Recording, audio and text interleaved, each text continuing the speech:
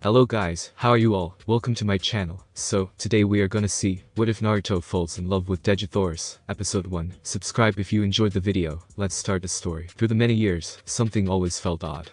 As the Fourth Shinobi World War came to end, my life was never quite the same again. Well, let's face it, for a few hundred years I was pretty much alone, and after a few years, people began to appear. Not the most sociable, but at the very least they were like the people I remembered back in my childhood. This might come to you as a shock, but my people could use an energy that apparently nobody else can use anymore, even me. My people followed a much different way of life. We called ourselves shinobi, but most people just called us ninjas. The strange energy I mentioned before was something we made from within ourselves. It was by fusing mental and physical energy together. It was called chakra. We could do all manner of now unbelievable things. We could manipulate the elements, make tangible copies of ourselves, walk on any surface we needed, even water, and heal any injury faster than you could blink. But that all came to an end when a maniac decided that since he had really special eyes, he deserved to rule the world. He tried to use 9 beings who actually had no body, and were made completely from the energy of nature. I and my fellow ninja didn't like that idea, and so we ended up fighting for our freedom, or else we would be made his sock puppets for all eternity. That is how he wanted to gain control of the world, brainwash the entire world to live for him, and only for him. The battle ended, and most of the people I called friends died. Who am I kidding? Everyone. But me ended up dying at the end of the war. I was the last ninja alive, but something strange happened to me. I could no longer use my techniques anymore. Sure, I was as strong as ever, and getting stronger, but I could no longer use chakra like I could. It took me a while to get used to the fact that I could no longer use my Winjutsu arsenal, or how difficult life would be without my shadow clones. But there are 2 things that I knew I didn't have before whatever happened to me. First, I was not aging anymore. I was 21 at the end of the war, and after hundreds or even thousands of years I still look the same. The second thing is, no matter how much someone or something actually tried to harm me, I simply healed faster than they could harm me. I was free of injuries and sickness. In truth, it actually was a good thing, since my new neighbors seemed to resolve everything by beating each other with a wooden mace. I guess it was true after all. The more things change, the more they stay the same. I was never considered someone that you would call brilliant, nothing like Nara anyways, but my new neighbors were even dumber than I was. The first time they saw lightning hit a dry tree was hilarious. They looked at it like it was something divine. Now, I don't mean to say that I couldn't get along with them at all, just not all of them. I tried my best to teach them, as much as I could, but their lack of understanding made that almost impossible. The second thing I never figured out was why I seemed to have a thing for women who have red hair. In time, one of the women in the tribe, as I called it, became sort of my wife. I would say sort of because unlike the others in my tribe, I actually tried to be nice to her, be gentle and caring, and didn't force myself on her like the other men in the tribe did with the women that lived with them. I had a few dozen kids with her, and I got to say my life was pretty good, except that she did age, and so did my kids. Nothing kills romantic feelings faster. It seems that to look at yourself, seeing how she slowly became older, and she at first disliking the fact that I remained the same, and she was growing older, and then outright hating my guts for it. I moved from tribe to tribe, and the cycle would repeat all over again. I lost count how many times I saw the beautiful woman who once called me the love of her life, turned into this bitter old woman who hated me like nothing else in her life, my kids growing up, growing old, and dying. My descendants, ignorant of the fact that I was even there, I came to believe that like my first kids, they too came to believe that if they ignored me, I would simply cease to exist. Who knew my own children would treat me like the people in my home village did while I was growing up. My descendants, having the ability to learn quickly, began to gather together into communities, then kingdoms. I watched as they formed distinct cultures depending on where on the planet they were. The once large continent divided, and the one thing constant was that I was still ever the same. I lived in the kingdoms my descendants made, and I had to admit I actually learned quite a few things from the different places. Spent a few years as a slave in a place they called Egypt. I fought as a gladiator in another place they called Rome. I went to find spices with a guy named Marco, and even sailed the seas with Chris, who wanted to find a better route to the spice merchants of a place he called India. All those years I had little else to do but read, learn, and live. Thousands of years, thousands of experiences, and all I could say is that in reality, I didn't know much at all. No matter how much I learned, read, or studied, it was simply not enough to say I knew everything. It would be quite foolish to call myself all-knowing. As I settled in the new continent, I somehow end up catching the eye of some red-haired beauty, and sure enough I end up married again, have a few kids, and the cycle repeats all over again. After the war that was called the 7-Year War, because that is exactly how long it lasted, I decided that I would try to settle somewhere else, somewhere that had not as many people, and that my presence would not cause people to use me as an excuse to kill each other, called the people they were jealous of witches. In my travels in the new territories I met many tribes, and learned some of their languages. Some of these tribes were friendly, and some were not. I came to settle down on a place they called Virginia. It was a nice place to live. The land was a little tough to work, but all in all it was a nice place to settle down, and try, and survive. If one thing I disliked about the way the people in these so-called states treated each other, it was their understanding and concept of slavery. In the old days, slavery was not associated with beatings and cruel treatment. Not even the pharaoh would treat a slave poorly. He knew that he depended on them, more so that they on him. It was a means to pay off debt, a way to buy some things that were beyond a person's ability to buy. It was temporary, and most of the times it was a beneficial arrangement for both sides. The person would be a slave for a set amount of time, and during that time that person learned a new skill or learned a new way of making a living. The period of end, and he would be free to go. Very few actually realized that the true benefit they received for their time as a slave was in education. Slaves were at least when I was one, treated fairly and taken care of. Like I said, the owner of said slaves depended on his slaves to work his large farms, mines, or making bricks. You don't beat a person to death if you actually depend on the work of that person. It was simply not practical. The people in the Confederate States of America, yes, that is what they called their nation. I really should say our nation, but the way they treated their slaves didn't make me want to do that. They bought people like they were beasts of burden, in a market, kidnapped, and sold like animals. They treated them as animals. Well, that is not exactly true. They did enjoy sleeping with the women they bought, even if they did behave like the idiot cavemen I once knew. I took it upon myself to build a farm, as far away from the others as possible, and I too bought some slaves. The difference is I knew their languages, and I treated them as slaves should be treated, as people rather than a mule. I provided them with a nice place to live. I taught them a few things, and they even managed to make quite a bit of money working on things when they were on their own. Little by little the farm became a small community, and I was happy to see that the people in that community were sociable, fair, and open-minded people. That all came to an end when the war of northern aggression came upon us. The people in the north considered us savages, and wanted to take away our property, or so many people said. A large group of states didn't like the idea, and broke free from the nation, and began calling themselves the Confederate States of America. I never liked how the people in my own state treated their slaves, but I never liked bullies either. I joined the Confederate Army to fight for the freedom of the people in my little community. That group of men, women, and children were like a family to me. Of course, I would once again pick up my sword and musket to fight to defend them.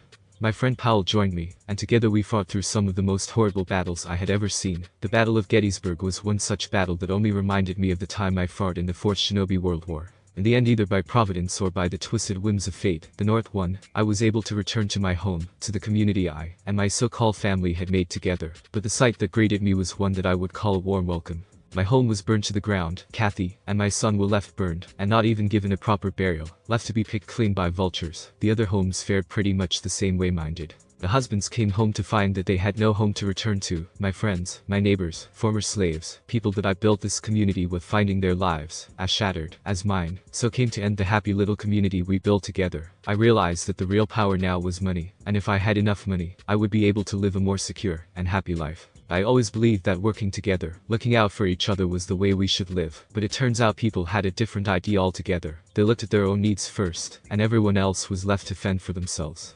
The idea of me first, and to hell with everyone else. I didn't like the idea, but I guess I have to accept it, at least for now. I heard stories from some of my tribal friends that there was a large gold deposit in a cave, but the cave was cursed. The place was said that nobody went in it and came back alive. It had this strange formation of rock at the top of it. It looked like a large spider ready to jump on prey. It was called the Spider Cave by some. I was able to find myself a bit of gold and went to the local merchant to buy some supplies. I didn't like the way the people were looking at me, truth be told. I walked up to the counter and looked at Jeff. I barely set my shopping list on the counter when I heard him say, "No, you cut off Uzumaki, no more. I already took every bit of money from you. No more tales of that stupid cave, you hear? Just get on out of here and go home." One of the drunks seated on the table in the back moved, or so it seemed to me. "Now, no need to be disrespectful. It's the evil Spider Cave of Gold." I heard several men walk towards me. I didn't like the way things were happening, didn't like it one bit. "Now our friend here told you to get." I didn't turn around, as one grabbed my shoulder. I told them I was not going anywhere till I finished buying my supplies. They took out their guns. Idiots, you don't take out a pistol just for a threat. I beat all four of them in a second, and I pointed my knife at Jeff at the end. "I know I owe you $100, but I found some gold." I threw the appraised piece of gold to him. "Now that piece should cover my debt, and then some. Now the first line is beans." That is when another group came in, and quite frankly after the last group I was in no mood for another bunch of idiots. "Naruto Uzumaki, your presence is requested at the fort. I suggest you come peacefully." I turned around, and they were all wearing those blue uniforms that the very people I once called enemies wore. I turned around, and looked at Jeff, who was putting my supplies together in a hurry. I guess he finally got my point, and so I placed my boot knife away. Look, kid, I will surely come to the fort, but how about you let me get my supplies first? Alright, better yet, why don't you be a decent youngster, and help an old man with his shopping? That would be mighty decent of you. Next thing I know, someone hit me, and everything went black. Next thing I know, someone is waking me up by throwing a bucket of water on my face. I began shaking my head, and trying to dry my hair till I heard someone I knew laughing. I should have known it was you. No wonder these punks don't have any manners. You have a lot of nerve calling me to this fort, pal. I got hit right in the gut with the stock of a rifle when I said that. That is Colonel Powell to you. You should show some respect to your betters. That second I wish I still had my ninja techniques. I would cut that idiot into so many pieces they would be picking them for till next month. You sure have a way to make an impression, don't you? Naruto always did. As you can see, I got a promotion the last time we met. You really shouldn't hit my friend like that, Private. He might not look at it, but this old man is not only one of my oldest friends, but also used to babysit me when I was still unable to walk or talk. I looked at him, and he could tell I was not entirely pleased with their treatment of my person. Some friend you are. First you betray me by joining the enemy, then you send these punks to find me, and let me guess, you idiots didn't bother to pick up my groceries, did you? No, I don't imagine they did. So mind telling me, why did you have these men drag me here? I saw him walk towards his desk. He picked up a piece of paper. Captain Naruto Uzumaki, of the Army of Northern Virginia, Confederate States of America, decorated twice with the Southern Cross for valor. Why you never made colonel, I will never figure it out.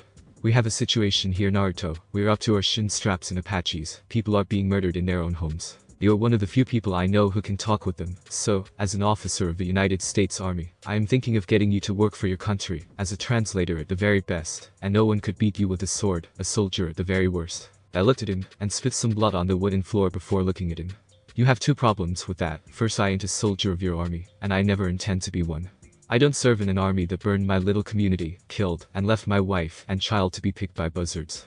You can try to deny it, James, but I know the markings on the bullets these punks use. I looked at them, and then at my old friend. I don't care what your trouble with these Apaches is, and I stopped caring about what your so-called federal government wants when they start to use their constitution as butt paper. No man shall be deprived of life, liberty or property without due process of the law. Your men dragged me when I was buying groceries, so they didn't only deprive me of my liberty, but also they didn't pick up my groceries, so they deprived me of my property. I don't think they meant that the due process was to tie me up like this, and throw a bucket of water on my face. So mind telling me, old friend, why should I even consider helping you, and you're not so honorable employers? I could see the man walking over to me, and for a second he actually looked sorry that I was the way I was. I wish the situation was better, Naruto, I really do, but you see the situation really is desperate. Tell you what, you help me find out why the Apache are so hell-bent on killing our people off, and I will let you go, but not before I help you buy those groceries again. I owe you that much at the very least. I looked at him, and began to shake my head. You owe me $250 Confederate dollars from the time we played poker too. Not that it would mean anything to these punks, since that money is useless nowadays. The next morning we headed to find ourselves some Apache, and sure enough, we had to bump into the very strong arm of the local Apache tribe.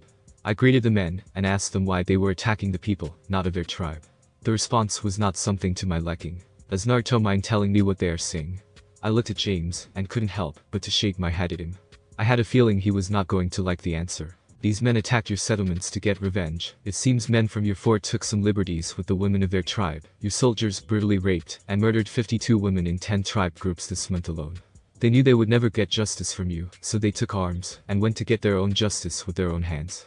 So tell Colonel James K. Powell, how long have you known you were the head of a band of rapists? James looked at his men, and just as he did, one of them shot one of the Apaches. Oh hell, that was definitely not the way to do things. I looked at James, as he was shot by one of his own men, and I picked him up, and put him on my back, as I pushed my horse to run, as fast as he could away from the place. You still think your army is deserving of your loyalty, James? We finally reached a cave that even those pursuing us didn't want to be anywhere near it. I looked at the still injured, and complaining old friend. So James, are you done complaining about what you just caused? I told you these people under your command are not all honorable. How naive can you be? He looked at me, as I helped him get off the horse, and I began to take the buckshot out of his hide. Like you would not trust the people under your command, Naruto. You had quite a few rotten eggs under your command last war. Now that I think of it, ouch, hey, watch where you stick that needle. I looked at him, and kept on working. I did have some rotten apples, but do you honestly think I trusted them that much? Who was it that flat out betrayed our unit, and went to work with the enemy? You even got a better rank than mine for doing that, or care to deny it, Lieutenant James Powell? I decided to continue to work. The faster I got the idiot patched up, the faster I could go back to look for my gold mine. Damn it, Naruto, you are not mending your saddle there, that is my hide you are sewing. As for me betraying anyone, have you ever thought that maybe it was my way to make sure you would make it out of that war alive? Damn, if that didn't hurt, didn't your native friends teach you to close a wound better than that? I bit the thread, and closed the wound with a heated knife. Not really, I should slit your throat ear to ear to keep you from forcing me to do something stupid, but like you said we were friends once. Maybe this will teach you that these so-called savage natives aren't as savage as you or Custer would like to believe. Go ahead, and take the horse and rifle. I am staying here, and see why the men chasing us were so spooked by this place. This might just be the place I was looking for. He got up, walked over to the horse, and took a pistol from my saddlebag. He aimed it at me for a second. Some friend. I ain't going nowhere, you want to look around this place. I am sure to stick around, and keep an eye on anything that tries to do you or me in. Seeing you realize there is no spider cave of gold will be more than enough of a reward for me. I began to walk into the cave, and couldn't help but to think that James actually enjoyed seeing me fail. I took a large thick piece of wood, a rather sturdy stick, and began to spin it, making a whole bunch of spider waves in my way become a torch. I began to light it, and looked up to find the roof of the cave was covered in gold, and right in the middle of this large opening in the cave was the image of what looked to me like a spider. Naruto behind you. I turned around, and shot a man that clearly tried to stab me with this weird-looking knife. I shot him, and he let go of a strange medallion. I picked it up, and he began to speak some strange words. I tried to understand, but they sounded so strange it was clear I needed to repeat them. Ako hamaktewiz. He looked at me, and began nodding his head, and, as he was close to dying, said the last word, Barsim. The second I said that word I felt something hit me hard enough to make me lose my footing, and I was lying on the cave floor for a second before somehow I opened my eyes, and I was outside the cave again, except the sky didn't look quite right. I, of course, tried to get up, but didn't have much success at first. Honestly, I felt like I was a newborn trying to learn to walk for the first time. The more I tried, the more angry and frustrated I felt. I walked a few inches that felt to me like miles, but inches, and I fell down on my face yet again. The area looked much like I remember, a desert, as far as the eye can see. I felt so angry that I picked up a small rock, and threw it towards a large rock formation that looked like a column. I somehow not only hit the large rock column, but made a large part of it break off, and come crashing down near the base of it. I slowly began to get better at walking, then running, and finally, I began to feel comfortable enough to try and jump. I jumped hundreds of feet in a single jump. I kept jumping, and looking around me to get a sense where I was. To some of the idiots, I know it must look like I was flying. Too bad this was really just me jumping around from one spot to the next. I woke up towards the rock formation, and realized I began to hear something like eggs cracking. Oh great, the last thing I need is that I just stepped near a viper nest. As soon as I walked closer I felt something akin to a tingle in the back of my head, and I evaded what looked to be something firing a rifle at me. I said something because the creature had mandibles on the side of their jaws, forearms, and was shouting at me in a language I had never even heard before. I looked at the creature that shot at me, and since I had no weapons, wait, what happened to my pistol? I had it with me when I entered that gold mine. I picked up a rock, and threw it at one of them, and the creature just shot that rock to pieces. No real surprise there, I just hoped that was his last bullet. One of them had his arms up, and was talking to me. I don't think he was surrendering. I almost want to say he was treating me like a kid, and he was trying to calm me down. I said arms because now a few feet away from me, I realized that these creatures also had green skin, and not 2, but 4 arms. Dejah Thoris. He was introducing himself. I guess I better do the same, no need to be rude now is there. I did my best to salute him. Naruto Uzumaki. I am from the state of Virginia. Wouldn't you know it, the thing called Tarkus came to only understand the name of the state where I came from, and kept calling me Virginia. I saw that one of the creatures near him was coming towards Tars, and he was aiming at him. I jumped to where he had placed down his rifle, picked it up, and tried to figure how this thing is loaded, as I stood there between me and the creature that obviously wanted to kill Tars. Why did I feel like I should protect this creature, if the only thing he did was introduce himself, and misinterpret my own introduction? I don't know, I just know I felt like I should protect him. Next thing I know I got hit on the back of my head, and everything went black. When I finally opened my eyes, I was tied up, and on the back of this massive looking animal, looked to me like a mixture between a rhino and a horse. And what I assume were the saddlebags were dozens of crying babies, at least that is what I think the crying green things were. They had mandibles like the big green aliens, so I figured they must be their kids, but why did they bring them here, or did they pick them up here? That is when I got my answer. I heard several men begin to shoot at the inside of the cave that I thought I heard cracking eggshells. That must have scared the green babies of something awful, because they started to do what every baby does. When that scared them, they began to cry, and I began to think I would get a splitting headache. The ride was long, and I realized something that I didn't when I first looked at the place. I somehow didn't think I was on Earth anymore. I could not look at much of my surroundings, being haughty like I didn't give a good enough vantage point. I did see several things. First, we arrived on what looked to be the remains of a city that was built or carved out of the rock. The second thing I noticed is that one of the men had the medallion I took from the guy who tried to kill me. So, in short, I was not only humiliated by being captured this easily, they even stole my property. I hope they will at least let me down gently. I heard something being cut, and next thing I felt was me kissing the ground. This is the way they treat people, for some odd reason that actually made me feel quite at home. Let's just say my childhood was not what you call tender. The green babies tried to run away, and who would blame them? They must be scared, and that is when several dozen green alien females began to fight each other, as each tried to catch one of the green babies. What is it with these creatures?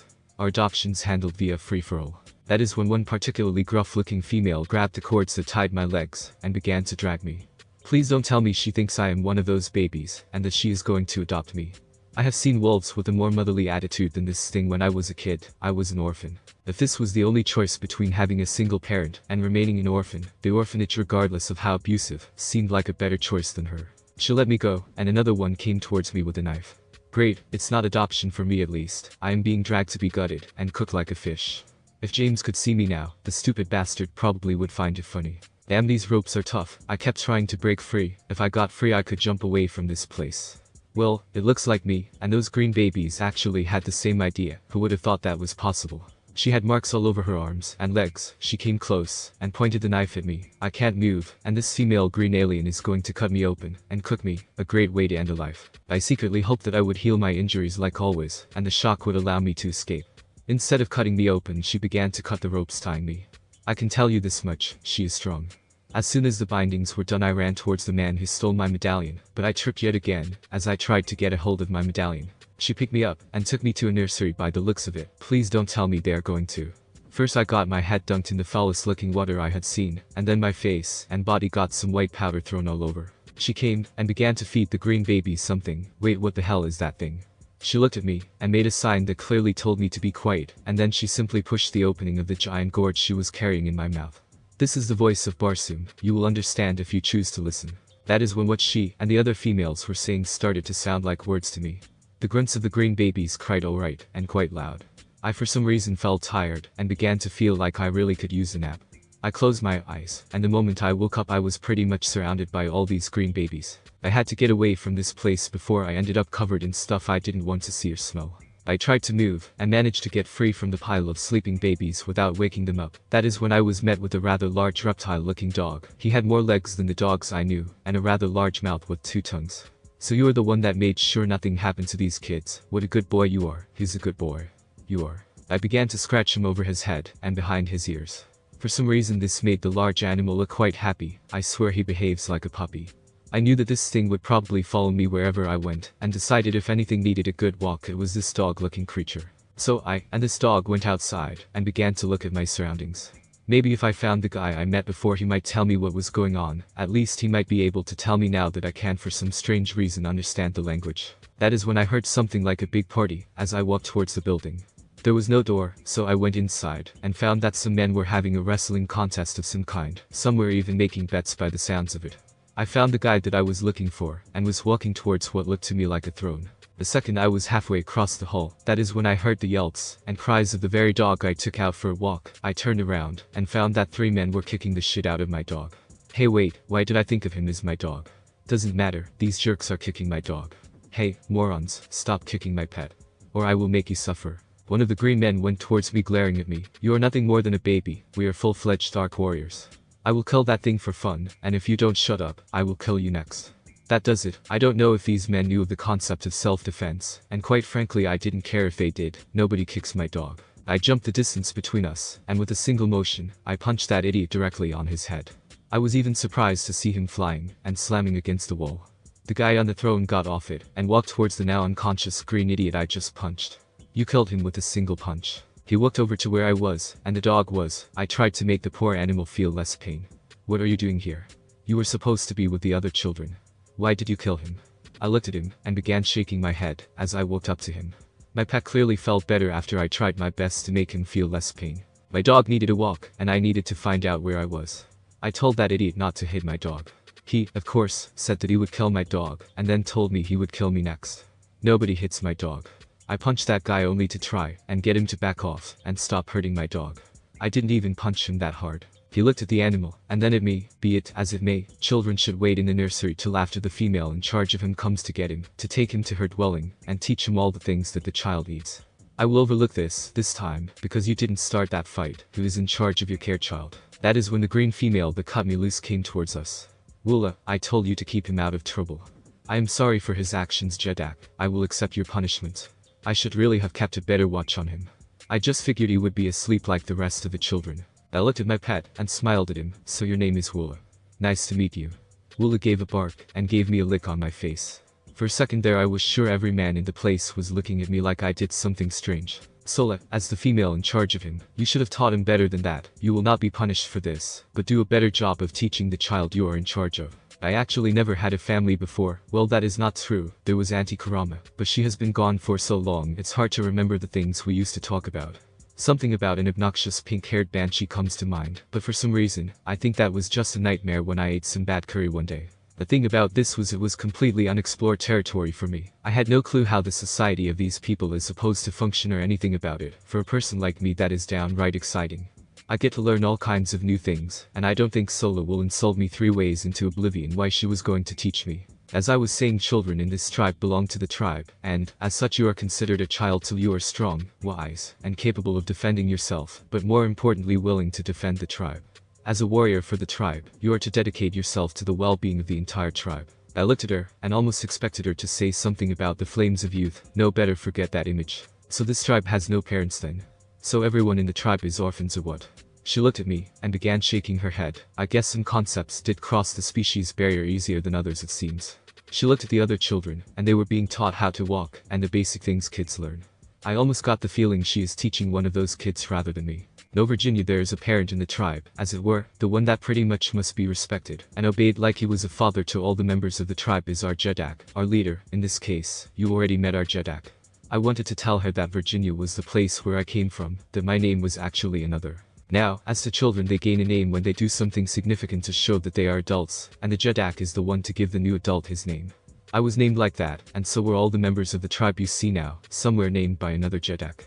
Now come here, Virginia. You need to learn to properly use and maintain a standard warrior weapon. It was a rifle. I mean, I know that she is trying to teach me things, but this? I fired things like this since they were invented back in my homeworld. Did she really think I didn't know how to fire a rifle? I took the rifle, chambered a shot, and fired at a target a few hundred meters away. I know for certain I hit the target. How do I know that? Well, one of the men practicing came and screamed at me about interrupting his target practice. Sola, you might consider me an infant, and by your own cultural norms I am, but I have been a warrior longer than you can imagine. So how about you teach me? Why did those guys beat up Woola? Don't you people believe that animals like Woola are your friends? That they are contributing members of your society? She looked at me and began shaking her head. Well, it seems you can't tell, but thanks are not known for being that animal friendly. I mean, of all animals in our world, only 2 species have not tried to either kill us or eat us. I was tempted to say that they didn't eat them cause they probably thought they tasted bad. I, of course, didn't say that Sola was answering my question. It would be rude if I told her that. Yes, some of them do in fact feel that we taste bad. They prefer other types of food. Wait for just a second here. Did Sola read my mind? Many life forms on Barsoom are in fact telepathic. See, you might think you are old, but you don't know everything now, do you? Now to continue. You need to learn about the different races that live in our world. You need to know about Isis, about the holy things, and the different tribes that we are always fighting over for our very survival. I looked at her, and began thinking she really has a ton of things to teach me. So you are going to tell me also how does someone become a Jedak here too? I swear she was laughing, as I said that last part. I didn't think it was that funny. I asked the same thing myself. It is really not that difficult. You just need to challenge the current Jedak, hold his sword up, and ask who will support their challenge. I call for the right of challenge. Who will join their medal with mine?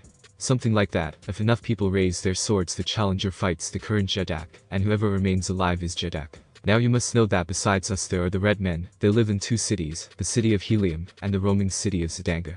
Now Helium is pretty nice, meaning they don't bother us, and we like it that way. Zidanga is currently at war with Helium, and they have no such consideration. They will do anything, and everything they can to will, even if it is flat out unethical. The goddess Isis is the goddess of life and death, and thus we Tharks worship her, as many of the species do. The Therns are her immortal messengers and servants. The Therns are the ones that appear when the goddess has chosen that something must be done. There are currently 4 tribes like ours, and we constantly fight to maintain our territory. One is in the north, east, and south. We are called the Tharks since our tribe considers the remains of this city our home. That made sense, sort of like colonial settlements back when the first 13 colonies started. So there's no way for all the 4 tribes to become one and stop the fighting between each other. Again she laughed. Why did she find my question so funny? There's a way, you just need to become the Jedak of the other 3 tribes. That's all, you need to invade their home, challenge their Jedak, kill him, while the entire group is either ready to do the same to you or run, and then you would have the duty of taking care of not 1 tribe, but 4. Who in their right mind would volunteer to do that, I wonder? If I still had enough chakra, that would be as simple as breathing, but for some odd reason, no matter how much I try, I can't use it.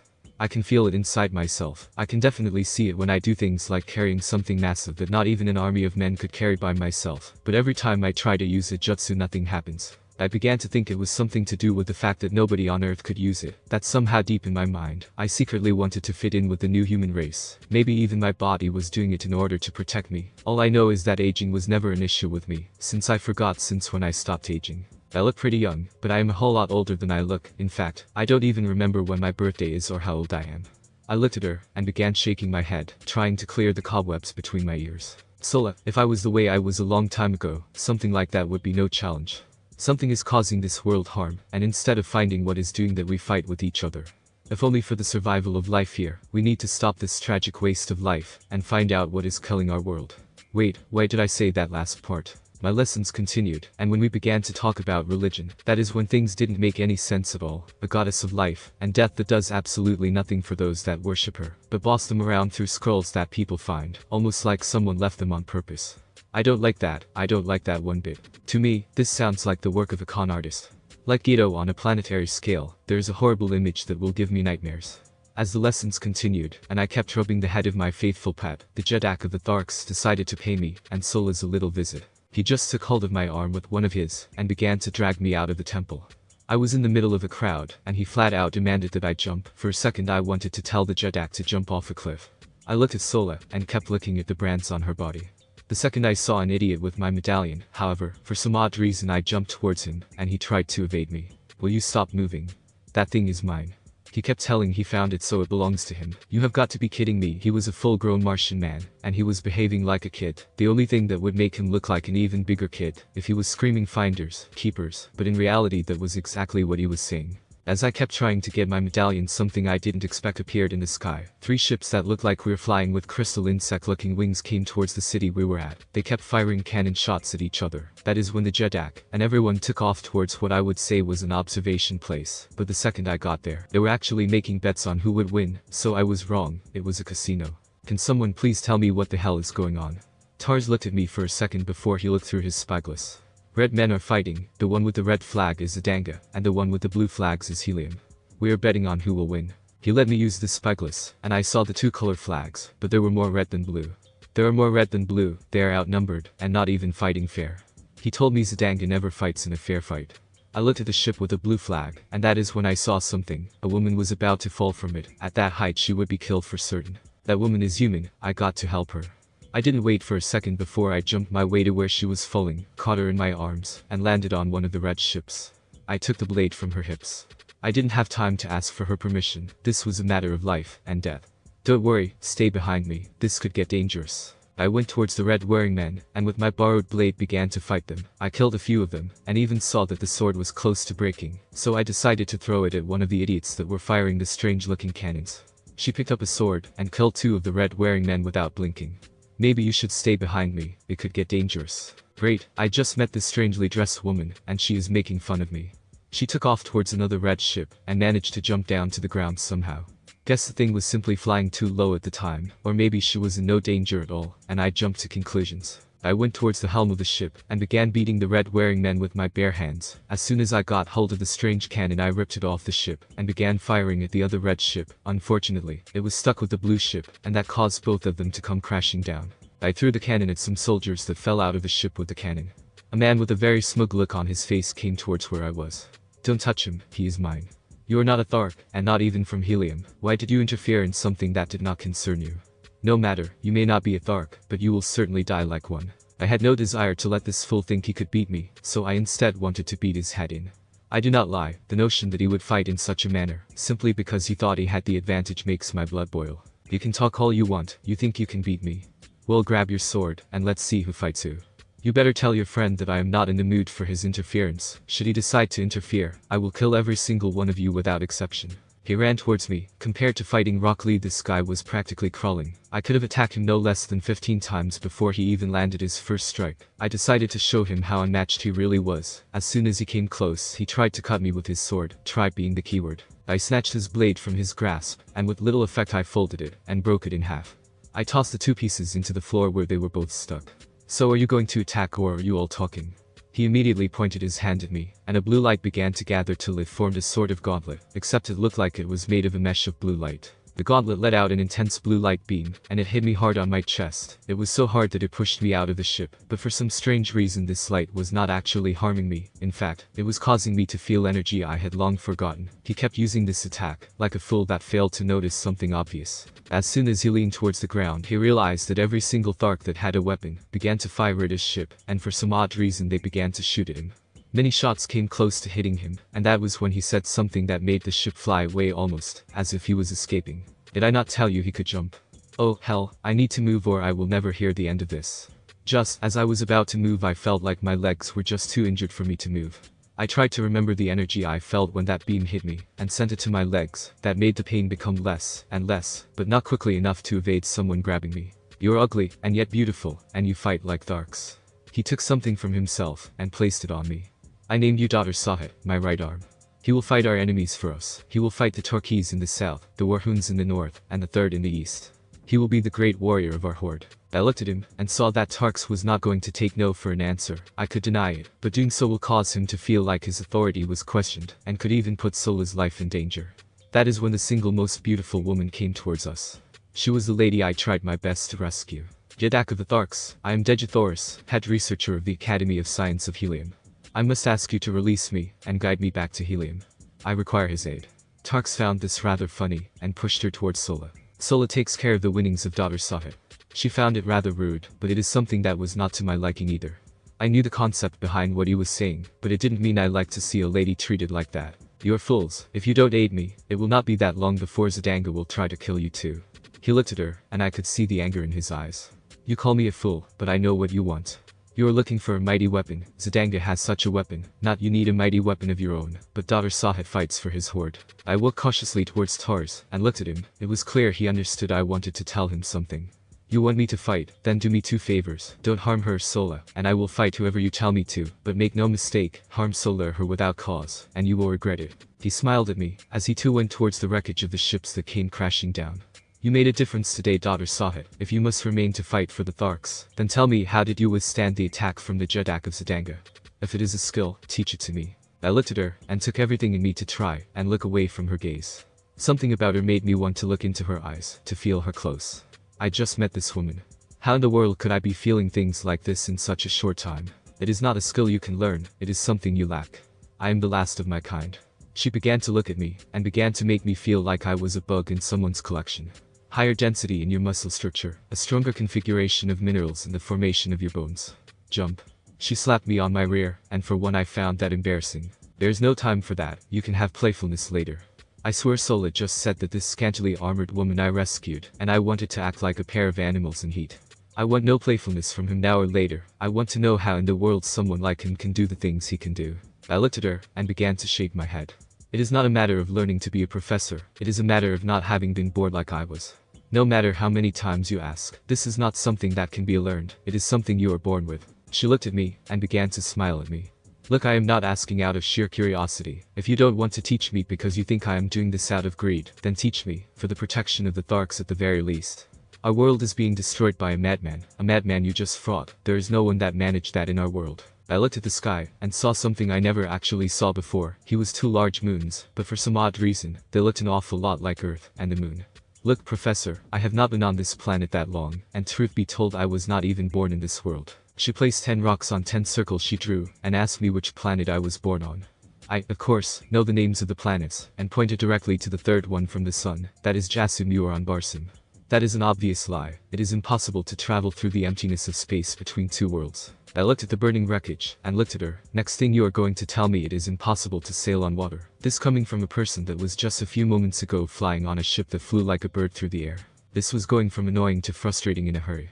I looked at one of the people trying to get anything useful from the dead bodies. The stupid bastard even had my medallion on him. You want to know how I got here? See that guy? That medallion brought me here. She looked at the medallion I was pointing at, and then at me. Well, that makes perfect sense. You are third, and you want to return to your rightful place. I looked at her, and began to shake my head. I saw my pet coming towards me, and tackled me, and gave me a big lick on my face. I guess my pet was worried about me. That was nice. I am a fine boy, I am not going anywhere. I began to scratch behind his ears, and his head. He really seemed to like that. Not to insult you, Professor, but there is no such thing as there. They don't exist. I should know I can read the minds of others, thanks to Sola's teaching me basic telepathy. You can try to trick me, and lie to gain a way to escape here, but trust me it will not work on me. Sola's a Woola. She did not like how things had been going. If her mind told me anything, she was rather upset. Who is Sola and Woola? I pointed at the heavily branded young woman, told her she was Sola, and the big animal that I was touching was my good friend and pet Woola. How can you touch something that's scary? I told her Sola was scary when she was mad, but most of the time she was really nice. She looked at me, and realized what I did. At first she looked at me with a rather angry glare, but as soon as she glared at me long enough she began to laugh. As we kept walking through the temple, Sola's actually picked a time when it was mostly empty. Dejah kept asking me questions I had no answers to. How can I jump? How can I resist the blue beam attack when it destroyed her men by the hundreds? How can I know an ability that only Turks and supposedly animals could use? She just kept asking question after question. I was tempted to tell her the same way she kept asking questions about things I had no clue about. As soon as we reached the main temple chamber, I began to see all these carved walls with many different symbols. Now daughter Sahat, we know you can talk, and we know you can fight, but the problem I want to address right now is your inability to read. Now I am going to point to letters, and you will repeat the letters, as I call them. I know you will pick this up in no time. She kept going through the alphabet, and sure some letters looked a little like the alphabet that people learned back home. As I began to try to morph the look of the letters to look like the ones I knew, and sure enough, as soon as I did that in my mind, I began to be able to put letters together, words, and later sentences. Grammar was the most difficult part for me. Just as I began reading out loud one of the walls, another slightly older female Thark showed up with several armed men. She ordered them to tie us up, and to be brought before our Jedak. What does this person think I was doing in the temple? I was with Solas, Woola, and the one red woman I had to keep an eye on, or else something might happen I would later regret. I found these three, and that creature in the temple. They looked like they were going to deface our temple walls. I asked they be punished, as heretics, and be killed immediately. Okay, the older Thark's woman was not a friend or even fair it seems. Now that I compare her to Solas, however, I can say without any hesitation that yes, the ugly tree does exist on Barsoom, cause she was brutally beaten with one of its branches at some point in her life. May I explain? I looked at Tarkus, as I asked. He simply nodded his head. I had to take the red woman with me to keep an eye on her, so she did not do anything that would cause our horde harm. Solas took me to the temple so that I might complete my basic education. I need to know how to read. Woola would follow me anywhere I go, even if I tell him to stay home. Why am I learning to read an act of heresy? Tarkus looked at the woman who clearly accused me, and he was pissed. You dare accuse Solas of basically doing her duty to ensure daughter Sahat is literate. Guards, take this woman, and put her in a holding cell. She will receive her brand in the morning for falsely accusing my right arms of heresy of all things. As the woman was taken away, I began to think, how many times did she get Solas blamed and punished for something she did not do? The second I began to think about how many brands she had on her, any sympathy I might have felt for her was gone. So mind telling me what exactly about the sacred walls was so interesting that you decided to learn to read to know about? Oh, don't look at me like that, Naruto. I can pretty much figure there was more than a reading lesson. I am your Jedak. I looked at him, and began to nod my head, as I heard him. Well, actually I was thinking that they might expose some hidden weaknesses in our defenses, and if those weaknesses are shared, then maybe we could use said weakness to attack, and conquer the other tribes. You said I was going to invade the other hordes, didn't you? Well, I was trying to figure a way to do that. The sooner we get the other hordes to unite with ours, the sooner we will be ready should Sadanga try to attack us. I actually prefer to be more proactive, and flat out have a massive army to attack them, eliminating a danger to us before they have a chance to attack. The idea that Solas or that's getting killed terrifies me for some odd reason. He looked at me, and for some reason he was smiling. If I didn't know any better I would say he was reading my mind. So what did you figure out? I know it wouldn't take you that long to learn to read. You are my right arm after all. So what did you find out from the sacred walls? I looked at him, and I found that the main weakness we have is a small river. The river, it seems, is called the river, is named after the main goddess you worship. It is treated as a river of death, so I imagine the other hordes tend to avoid it, but that also means they will never see an invasion coming from that river. It must touch all the other 3 horde cities, because a large group of people do need water. I figured that I might be able to attack each one of their Jedak, and have them become part of our horde, and since I am your right arm, well that would mean that you would become the Jedak of those other 3 hordes, wouldn't you? He actually began to laugh when I said that. Actually no, each horde has their own way of doing things, and they might not all decide the position of Jedak like we do. Even if they did, that would mean you would become Jedak of 3 hordes, and I remain Jedak of yours. Let's face it, if that happens you more than likely will be expected to challenge me for the position of Jedak, and you probably know it is decided with us, with a death duel. He looked at Solas, and I am surprised she never even noticed how many times he actually looked at her. I am sure you would look after Solas if that happened. So what exactly do you plan to do? I guess challenging the Jedak of the other hordes would have to wait. Maybe I can find a way not to have to fight Thars. I still feel that there is something hidden on the river. There must be a reason why the sacred walls would teach such fear of the river. I would like your permission to scout the river to see if my theory about the river and the 3 other horde settlements is true. He again began to laugh. This is weird, he has laughed more times today than any other day. Yes, I do approve of you going to the river, but under 2 conditions. 1, Solas goes with you, and you must take your red woman with you. She would not be safe here on her own, or she could end up doing something to cause you trouble. Dejah began to blush something fierce the minute I heard him say she was mine. I still have not been able to figure out why she was blushing like that. I mean it could all be a trap to get me to lower my guard, so she can escape to that city of hers. As we began to ride I realized our map had a few parts missing, so I decided to ask Dejah, being the head scientist of her city. She must know more about the area that we are headed to, and suspiciously she actually agreed to act as our guide. 30 minutes later, and I got the feeling that something was wrong. The sun was strange for some reason. Solas call me crazy, but don't you think we are headed the wrong way? I began to pull the reins, and made my mount slow down a lot more than Dejah expected. You were right, daughter Sahet. The sun is setting in the wrong direction. If I am right, she is leading us towards helium. I had no reason to not believe Solas, so I decided to confront Dejah about her little deception. I rode till I held the reins of her mount, causing her mount to stop. Now Dejah, I believe this expedition was to explore the river, but the sun and the hills are nowhere what I would expect, and Solas, and I got the sneaky suspicion that you are leading us towards helium. Care to explain that, Professor? She didn't bat an eyelash when I said it. If you can see the plight of my people, the beauty of helium, and how just defending such a place is, you might be more willing to help us. Honestly, you saved one beautiful girl from falling to her death, and she automatically or conveniently thinks I am a hero. I looked at her, and for a second I lost track of what I was thinking. I mean she is rather beautiful, and the way she was dressed, and such left me with the impression she was very appealing, but this is important, I got to focus. Look Professor, I am no hero, I just do what is necessary for my survival, and, as such it means ensuring that the Tharks are safe. But fine, you love your city, your people, and your position of authority. To save helium you will never manage to do it by yourself, you need allies. She looked at me for a little bit, and she didn't look happy with what I told her. We only need you, Naruto. You were able to resist the blue beam from the Zidanga Jedak. You could lead us in defeating Zidanga, and saving helium. Why would we need anyone else? This is getting ridiculous. Have you ever thought that the weapon the enemy leader is using was just a prototype that he was testing? Now that he sees it is successful, who's to say that he will not simply make more? Sure I can stop one, but dozens. Also you are being pretty selfish in just thinking of the safety of just your city. The Tharks, and the other hordes also deserve to live, and they can help. She turned around, and looked at Solas with such a glare. The green ones never care about anyone, but their own horde. I curse the rotten luck that they found you first rather than us. They don't even think of me, as a person, they think I am your property. What makes you think they will care about anything other than their own selfish goals? I could tell her that Solas and her father were some of the kindest people I ever met, but it is clear she would not believe me. Why are you so sure that your city would not give you to the Jedak of Zidanga in order to save themselves? You don't like the Tharks, then you should not ride on the mounts they provide, or receive their help. I pulled the rope that kept her bags that caused her dismount, and provisions to fall on the ground. She managed to jump off at the last second. I moved my arm to tell Solas we were leaving her behind. As we began to ride in the right direction I could practically feel her smiling at me. You are right, I like this idea better, daughter Sahet. I stopped for a few seconds until I knew desperation would finally stop lying to us. You fool, the green ones never care about anyone. I can't go back without you, I can't, I'd rather die. I will not marry him. Wait, this is what all this was about, an arranged marriage she did not like. So the Zidanga were not attacking helium, they were after a runaway bride. That makes no sense at all. I turned around my mouth till I was looking at her, tears falling down her face. What is the matter with the Jedak of Zidanga? Is it his breath? Why do you not wish to marry him? She glared at me while at the same time had a blush on her face.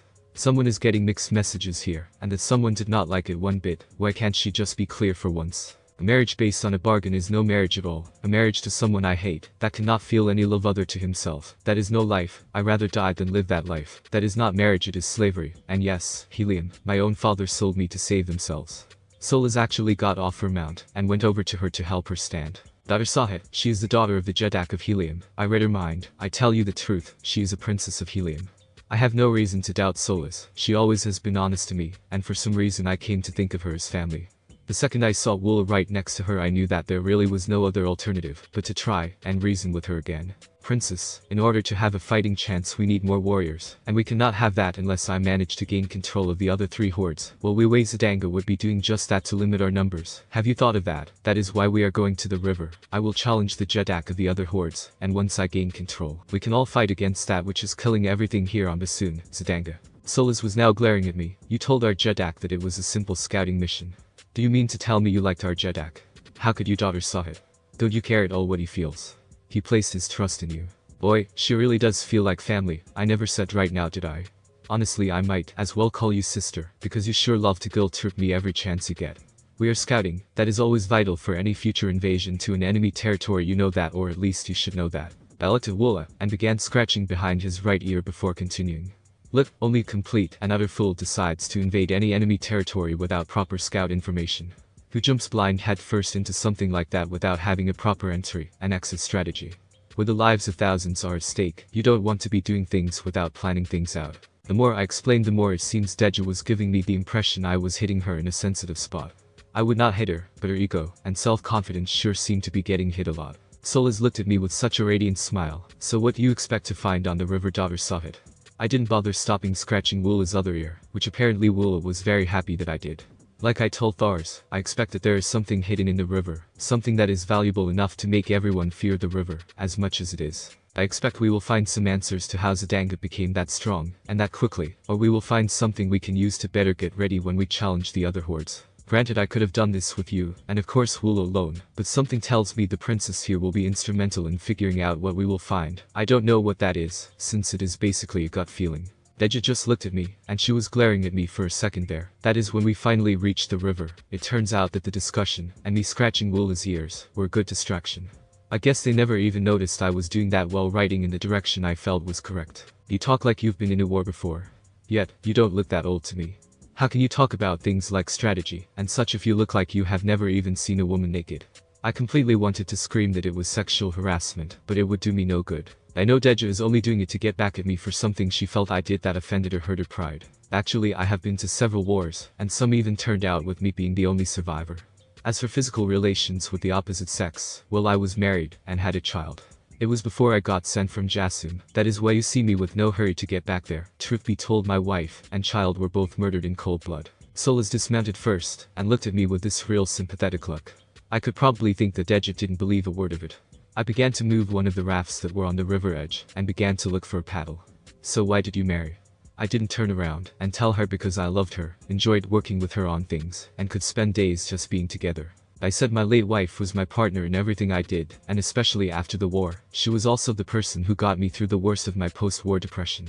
So to you, your wife is more than a baby maker. You actually seem to treat her as a friend, advisor, and quite possibly an ally. I finished making the 2 paddles I found stronger with some string and a bit of work on my part.